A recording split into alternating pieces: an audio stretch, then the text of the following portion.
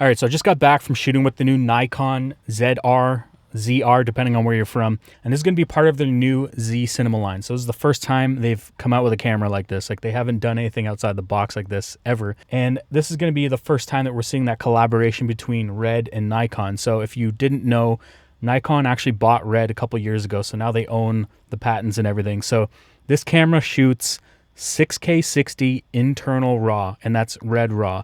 And so this isn't quite the same R3D that's in like the Komodo X or the Raptors or any of the older Red cameras. Now this is going to be R3D NE. So this is like Nikon specific for this camera, and it's 12-bit. That's really the only difference. It's using the same color pipeline, so it's going to be log 3G10, red, wide, gamut, RGB, whatever it's called.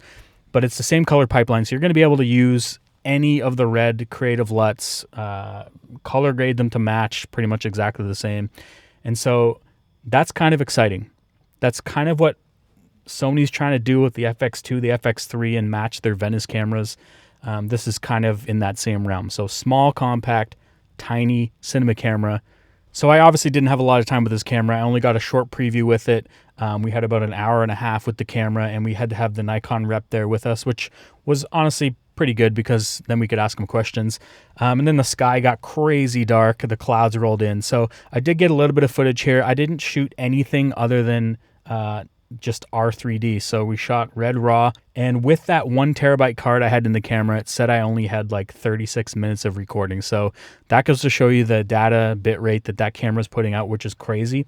Now you can shoot NRAW in 12-bit as well, and the reason why you'd even want to shoot that is if you wanted to match your other Nikon cameras, so like the Nikon Z8 or the Nikon Z6 III. Now this camera also does ProRes RAW.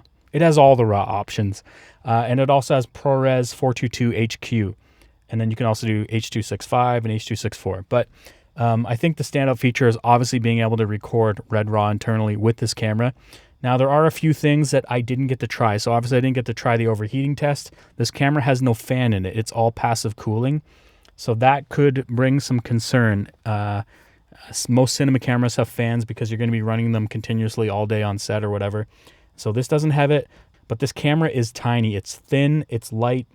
It's way thinner than an FX3, and it's definitely way lighter. I put it somewhere between like a Sony FX3 and the ZVE1. So somewhere in that realm where it's like a combination of the two cameras where it's light, small. It doesn't have a big grip on it. So it's nice and flat and slim. And obviously you can throw a cage on it and you put a grip on it. He actually showed me one of the small rig cages that they're making for it. And it does have a really nice grip. So that makes it way better to hold on, more ergonomical and stuff like that. Now they really wanted to keep this thing small. So in saying that, it has 3.5 millimeter mic and headphone jacks.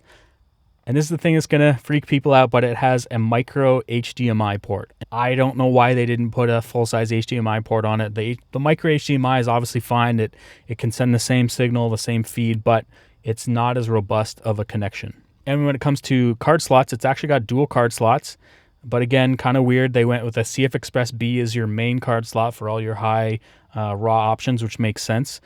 But then the second card slot is a micro SD card slot. And so you probably won't be able to record all those higher bit rates to it.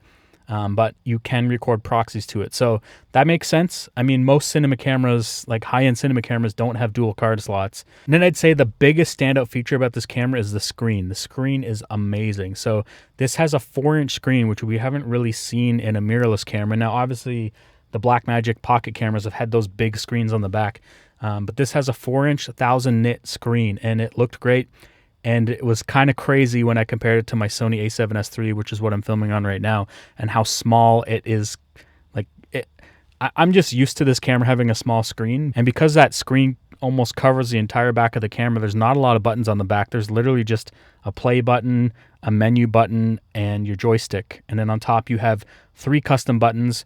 Your quick switch between photo and video. Now, I didn't try any photo stuff. You can take photos with this, but I did not spend any time on that. I have a feeling most people are just going to be shooting video with this. And then, of course, you have your power button on the far left, which is really cool. It lights up green when you turn it on. And then on your far right, you've got your shutter button as well as your power zoom toggle. Now, I don't know how many power zoom lenses they have. I'm unfamiliar with the Nikon lens ecosystem right now. I know they have one. So this camera does have that 24 megapixel half stack sensor that's found in the Nikon Z6 III, as well as the Lumix S1 II. So this is going to be the third camera rocking this sensor, and it's an amazing sensor. It's got really fast readout, very low rolling shutter, good dynamic range. And so I don't think you have anything to complain with there. It's going to look awesome. And again, when we have that red color pipeline with that sensor, I'm really excited to see what this camera can pump out. Now this camera has 7.5 stops of in-body stabilization, so that's good to have. And when it comes to autofocus, I did some face tracking and some point-to-point. I did some touch tracking as well, and it looked great. Like basically everything that the Nikon Z8 or the Z6 III can do, this camera can do. On the thing. This is like Sony tracking. This is what I want. Like when you tap on something and it stays on it, stays locked to it. That's the kind of tracking I want. Now this camera also has a new digital interface hot shoe, kind of like Sony cameras, and they have a new mic coming as well. It also does 32-bit float internal recording on the camera, and he said that you can actually do that through the 3.5mm input or through the digital hot shoe on top. This is also a dual gain sensor, so you've got ISO 800 at your base, and then you've got ISO 6400 at your high end. Now, when it comes to frame rates and resolutions, obviously I talked about the 6K 60, but it also can do 5.4K in ProRes HQ as well as H.265, I believe. You cannot do ProRes 4K 120. You have to do H.265. So you have to come down to H.265 to do 4K 120. And unfortunately, it's with an APS-C crop, so a 1.5 times crop. I'm confused because I know the Lumix can do almost full frame 4K 120 with the same sensor, but I guess that just comes down to the processor. It's got a whole new touch UI that's more simplistic and more designed for like video. And I also noticed that the quick menu is really nice to have. You got actually like two types of quick menus, and one of them you can actually customize and make it whatever you want. And you've got all the filmmaking tools. You got zebras, waveforms, histograms, focus peaking. And I also saw in the menu that they have focus breathing compensation. It was grayed out, so I'm not sure if it's only for specific lenses and not the lens I had on the camera, but it's cool to see that they're offering that feature. Should I say the price first, or should I talk about the negatives first? I'll talk about the price because that kind of sets the stage. So this camera is only going to come in at $21.99 US, which is insane. He actually asked me what I thought this camera would cost, and I said probably close to an FX3, so around like $4,500 to $5,000. So I was like blown away at the price. For $2,100, this is insane. And for Canadian prices, it's $3,000. So it's a little bit more Canadian, obviously, but still not that bad for what this thing can do. And that's where I have to lead into the negatives or the cons of this camera. So obviously we talked about the micro HDMI. Not ideal. I don't love that. I think a lot of people are going to be kind of turned off by that, but unfortunately that's what this camera has to keep the camera small. And another thing to keep this camera small, the card slots are in the bottom where the battery is. And so you have to pop the battery door out to get the cards out. Not the best thing when you have a camera fully rigged out on set or on a tripod. It's not my favorite thing. I'd rather have the card door out the side if you're going to swap to dump footage. But it is something they did in order to keep this camera small. Now, the next thing is this camera does not have open gate. Obviously, I would have mentioned that near the start. Unfortunately, this camera doesn't have that. Now, neither does the FX3. So it doesn't have any anamorphic de-squeeze options that I noticed in the menu. So that's kind of weird.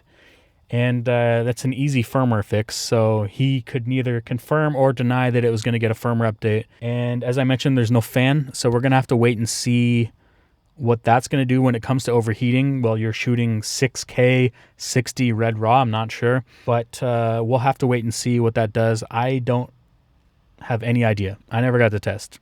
All right, just to recap before I end the video, we're getting internal red raw R3D NE, so it's not quite the same as what's in the Raptor and the Komodo and stuff. The price is amazing. Like, you can complain all you want about it not having open gate and not having a full-size HDMI, but for $2,200, this is their first entry into the cinema line. So this is where they're starting. I think there's going to be some other cameras coming down the line. It only makes sense. This is not going to be their highest end version.